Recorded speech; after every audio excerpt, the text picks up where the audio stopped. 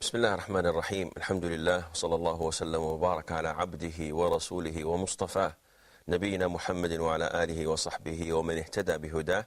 Assalamu alaikum wa rahmatullahi wa barakatuh, and welcome to Lessons in Fiqh. As you know, we're still studying the conditions of Salat, and we have mentioned few of them before. So just as a reminder, Brother Fadi, can you give me one of the conditions of Salat? Purity.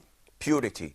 And we mean by purity both sides of it, which means that we have to clean ourselves and remove the filth, the impurities, and we have to perform ablution or total bath to remove the sexual impurity or to remove the hadath if one has this state of impurity on him.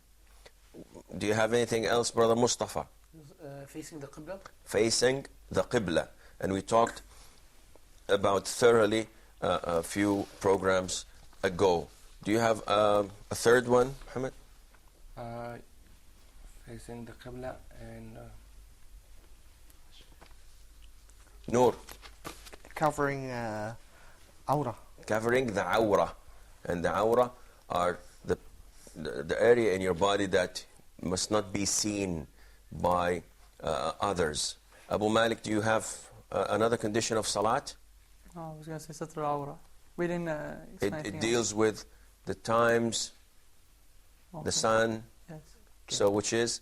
Times of prayer. Time of prayer. So one of the conditions for a prayer that the time is due. If you pray before it's due, then your prayer is not acceptable. We move on to Hadith 168, Hadith narrated by Ibn Umar, may Allah be pleased with him. narrated by Ibn Umar, may Allah be pleased with them.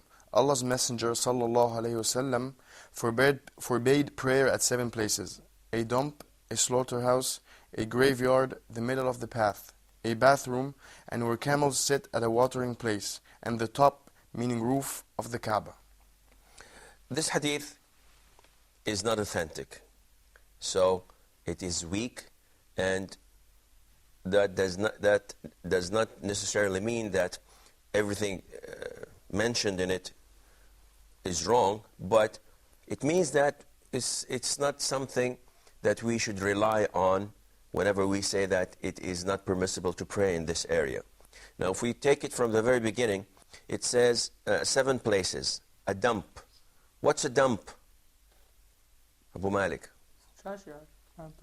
It's a place where they throw, trash and junk and waste. So it's like a junkyard where you put all the trash in.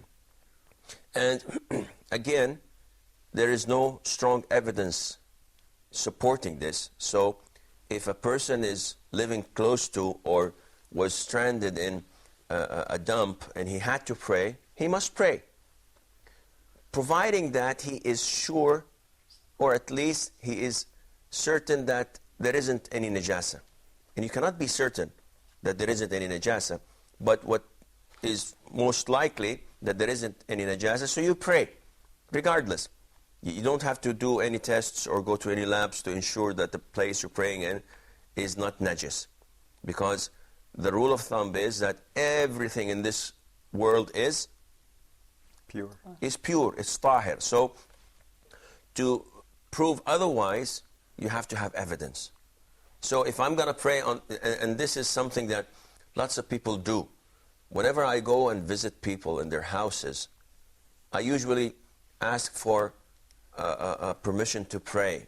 If I skip sunnah, if I skip salah because of one reason or the other, and to my surprise, people come to me and bring me a prayer mat. You know the prayer mat. And they say, you can pray on this. So I ask them, why this? Why not pray on the floor, the carpet, the marble, whatever? They say, well, this is pure. This is tahir. We know it's tahir. We don't know about the rest. So is what they're doing right or wrong? Mustafa, what they're doing is right or wrong when they give me their prayer mats? Well, if it's for the intention of it being pure and the rest is not pure, then this is incorrect, because as long as there's no filth on the floor, then so you should be able to pray on it without using the mat. Okay, this means that there is no need for putting a prayer mat. If even, and this happens, even if you are in doubt, saying that, I remember that one of my children urinated somewhere, but I don't know where. So does this mean that the whole area is forbidden for us to pray on? No. As long as you're not certain, then the whole area is considered to be tahir. And you don't have to go out of your way and put a prayer mat to pray. So, unfortunately, we find this also in mosques. See, Satan comes to you in steps, bit by bit. So if he watches you, allowing him to whisper in your ears and not to pray in your house except on a prayer mat, after 6 or 7 months, you will end up taking the prayer mat with you to the masjid. Do you see this in the masjids? People putting prayer mats? Yes. Or people putting their handkerchiefs on the prostration position. And when you ask them, why are you doing this? They say that, well, we're not sure, we're not certain that the carpets in the mosques are clean, are pure. If they're not pure and clean in the masjids, in the mosques, well, where else can it be clean? And how can you ensure that the prayer mat you're carrying with you has not been exposed to any filth or impurity? One of your children did something and you did not notice, or anything that could have happened. So Iblis comes to a person and starts to whisper and make life really difficult for him. I had a friend, excuse me, I had a friend who was a really good Muslim. And he used to sometimes deliver, speeches in mosques and masjid. And something happened to him, and the guy started to have these whispers of Satan. And he listened to what he had to whisper. So at the very beginning, he used to pray in the masjid. And after a while, he started praying, skipping prayer. So when I visited him home, and I asked him, why do you skip prayers? He said, well, I've noticed that whenever I pray in the masjid, people on my left and right are coughing or sneezing or moving. When you're in prayer, the one next to you starts picking his nose or rubbing his body. And some people get what we call skin diseases that are related only to prayer. They come only in prayer. They get skin diseases in prayer. When they're out, not praying, they're normal. They're like us. The minute they say Allahu Akbar, they start to have this itching in their body. And from the very beginning to the end of the salah, you just find them jumping around, just scratching and rubbing themselves like monkeys. وَالْعِيَاذُ بِاللَّهِ. And this is un-Islamic. The minute they say Assalamu alaikum wa rahmatullah, it cools down. This is shaitan. So he said, this man, that I don't have any submissiveness and khushu'. I cannot concentrate in my prayer with all this movement. And also the air conditioning, sometimes it's too cold, sometimes too hot. Also, there is the noise outside of the mosque, people horning and doing this and that. So I found out that whenever I pray in my home, I feel more secure, and I I benefit more from my prayer. So I told him, but this is not the sunnah. You are making a sin by not praying in the masjid. He said, well, I don't know. I had to figure it out, and I thought that this is the best thing to do. 2-3 months later, it deteriorated. And he became too obsessed to the extent that he does not pray anywhere in his house. There has to be a special room for his prayer, and he prays in that room. And I forgot to say, the first thing it started with, when he used to pray in the masjid, he used to pray with his eyes shut throughout the whole prayer. And when I told him that this is not the sunnah, this is the doing of the Jews, and it's not allowed in Islam to shut your eyes throughout the prayer, because neither the Prophet ﷺ nor his companions did it. He said, well, this is the way that I can get khushu'. This is the way that I can concentrate more in my prayer. And then he moved to praying in his house, and then he became obsessed not to pray except in a particular room with no air conditioning, and it was at the very end of the house. And 6 or 7 months later, he began to pray only when he turns the light off. So he has to pray in complete darkness. And it wasn't long before he completely abandoned salah. Khalas, he did not pray at all. He was so obsessed that shaitan overcame him, and khalas, he did not pray until he died. And this is a person that I know him personally. He died not praying. Nasallah al-afiyah. So one should not be obsessed of cleanliness or of the absence of noise or of this or of that, as it is un-Islamic. Now you have here, you have to pray in a dump. Nobody goes to a dump to pray.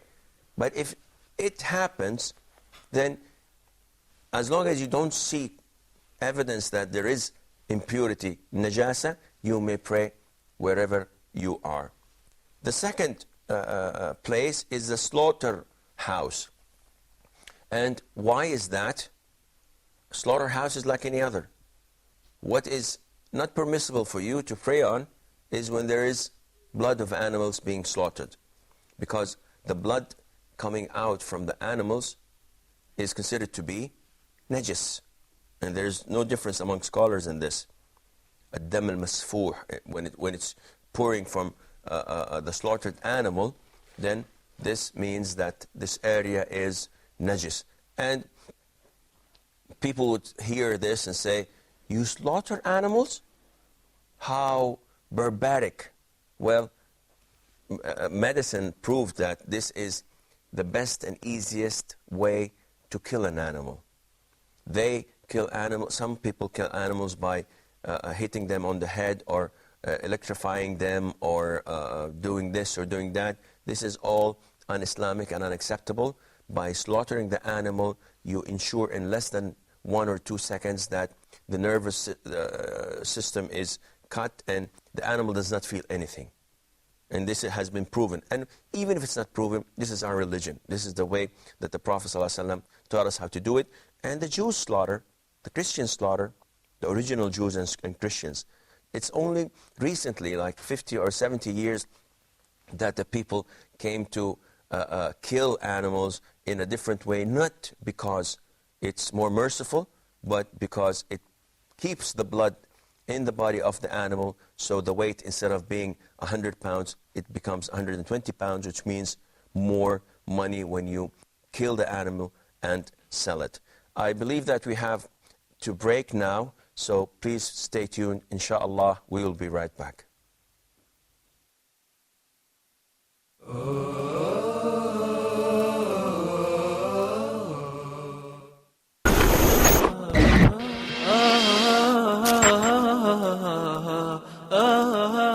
On the road to Medina, our beloved Prophet Muhammad ﷺ and his companions faced lots of troubles and difficulties and enmities and obstacles in the way to Medina before the hijrah to Medina from Mecca. Also, Allah subhanahu wa ta'ala has assisted his beloved Prophet and supported him in order to complete his mission and to immigrate to Medina. Allah subhanahu wa ta'ala has granted us this great prophet and his companions. Now the question, why the immigration to Medina, the hijrah of Rasulullah and his companions, was a turning point in the history of hijrah and the history of Islam. My dear brothers and sisters, what are the sacrifices that the Prophet Muhammad has faced with his companions? Some of these difficulties, inshallah, we will learn together, and we will focus in some lessons. What are the lessons that we take from these incidents, inshallah, in our program, Road to Medina? My dear brothers, stay tuned with us, inshallah, in this great event of Hijrah. We will, inshallah, focus on some of the lessons in this program, Road to Medina. May Allah make it easy for us and accept our good deeds and gather us with our beloved Prophet Muhammad ﷺ in Jannah. Ameen.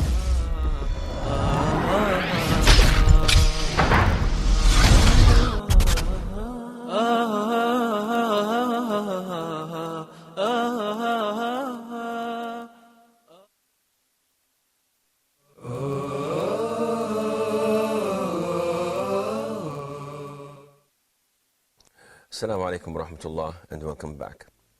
Just before the break, we talked about the 7 things that were mentioned in the hadith, though it's not authentic, but we're just trying to go through them and see what's right and what's wrong. And we talked about a dump and a slaughterhouse. And we move on to the 3rd thing, which is a graveyard. And it is forbidden for us to pray in graveyards. Some scholars say that this is because when a dead person dies and his remains mix with the soil, this makes the soil impure and najis. And this is not authentic, because his remains have been completely transformed into something that does not appear in the soil. So it takes the verdict of soil. But the reason why the Prophet ﷺ told us not to pray in graveyards is that if you pray in graveyards, there is a possibility that someday people will associate dead people with Allah Azza wa Jal. And instead of praying for Allah in a graveyard, you will pray for the dead people or for the dead person. And this is apparent in lots of the Islamic countries, unfortunately, where they pray and supplicate to the dead, as we see them do that in lots of mosques and masjids throughout the Islamic world. This is, of course, is associating others with Allah, and this is called shirk. And inshallah, we'll elaborate a little bit more after one hadith, inshallah, the following hadith. Then it says the middle of the path. And why do you think it's not recommended to pray in the middle of the path, Mustafa? Because people are passing by. And which would cause either you to bother them in their way, or them to bother you by passing in front of you in salah. And you have the whole world. You only chose this place to pray, and where they're in the middle of their path. This is not recommendable. But is it haram? Is it forbidden? No, it's not. So again, the hadith is not authentic, so we have to know which is right and which is wrong. What follows, Muhammad? What's the 5th or 6th thing? Bathroom. Bathroom. Now, is this translation correct? You remember we talked about it a couple of programs ago. We said that the Prophet ﷺ did not have bathrooms. And what is meant by hammam is, Fadi? It is the place where people gather together to take It's like a public bath. Sorry, that is public bath where they bathe in. The Romans used to do it in some Arab countries like in Tunisia, Morocco, Syria, and so on. They still have this. I don't know if they have it in Egypt, but I believe they used to have it like 30, 40 years ago. I don't know if it exists or not. Usually people go there because they would not have the facility to bathe in their houses. But now everybody has a bathroom, and everybody has a heater that heats the water and makes everything cozy and nice. So it's not recommendable to pray in public bath, simply because there are a lot of awra would be exposed. So looking at it, being in such a place where probably there is impurities scattered everywhere, water that is not clean, it's not a proper place for a Muslim to pray in. And the following one was where camels sit at a watering place. Now, is this authentic? Is it allowed for us to pray in the barns or pens of camels? Noor? The mean that. The place where the camels sit. No. I think it's not authentic. It's not authentic. It mean that if the place is clean and pure, we can pray there. What do you think, Mustafa? I think there was a previous hadith where we said that the Prophet Muhammad ﷺ forbade praying at The near- barns and pens of camels. So it is authentic. And this part, we're not allowed to pray in the pens or barns of camels. And why is that, Mustafa, do you think? This is because this area is impure, because the camels let out The droppings impurities. and the urine. Yes. Okay. It's impure. What about praying in the barns or pens of sheep, It's the same thing. Mustafa? No, the barns of sheep, it's allowed that you pray, So provided that there is no impurity. But like, where did you get this providing that there is no impurities? just in general, as any other place where you should pray in, there shouldn't be any impurity. Okay, Abu Malik. Well, from I know that animals that are, the meat is, we eat their meat. It is their droppings and their urinate is not nijis. It's tahir, and that's exception for the camel. And the camel has a different case itself, but the rest of them is halal. Play in their What do you barns. think of what Abu Malik is saying? Abu Malik is saying that it's a rule that the droppings and the urine of animals, that we are allowed to eat their meat, such as birds, camels, cows, sheep, and so on. Any animal or bird that we are allowed to eat their meat. He's saying that their droppings, their urine, their dung is considered to be pure. Do you approve of this? No. Paddy? Yeah, I think so. I think he's right. Yeah, he thinks he's right. Well, he is right. The droppings of animals that we are allowed to eat their meat, animals and birds, is considered to be pure. And there are so many hadiths that back this up. For example, hadith al-Uraniyin, where the Prophet ﷺ, these people that came to Medina and fell sick. So the Prophet instructed them ﷺ to go outside of Medina, where the camels are of the sadaqah, of the charity, and he instructed them to drink from their urine and their milk. Now, this seems gross, huh? Drinking urine of camels? This is too much. Well, it is a cure to a lot of diseases, and this is medically proven. But I don't advise you to do it to any disease. See, medicine tells you what form of diseases they can cure. So they may be able to cure skin diseases. They may be able to cure some diseases that deals with fever or with stomach pain. But that doesn't mean they can cure diseases that deal with headaches or with bone related disease or so on. So it is a cure. And medicine has proven this. But even if medicine did not prove it, as I said before, we rely only on the Quran and Sunnah. As long as it's authentic, we don't care if medicine proves it or not. But it has been proven medically. So it is tahir to pray wherever you are in the barns of sheep or of camels. But in the case of camels, you are not allowed to pray, not because the ground is not pure or tahir, because of something else. That is why the Prophet ﷺ, when asked, can we pray in the barns of sheep? He said yes. And immediately was asked afterwards, can we pray in the barns of camels? He said no. So we have to follow it as it is. And it has no justification that we know at the present time. So we apply it as it is. And finally, it says it's forbidden to pray on top of the Kaaba, on the roof of the Kaaba. And again, this is not authentic. Now, one would say, who would go to the top or on the roof of the Kaaba? Who will go there? Well, regardless, if somebody reached that place and went on top of the Kaaba either to do some maintenance or for whatever reason, is it possible for him to pray or not?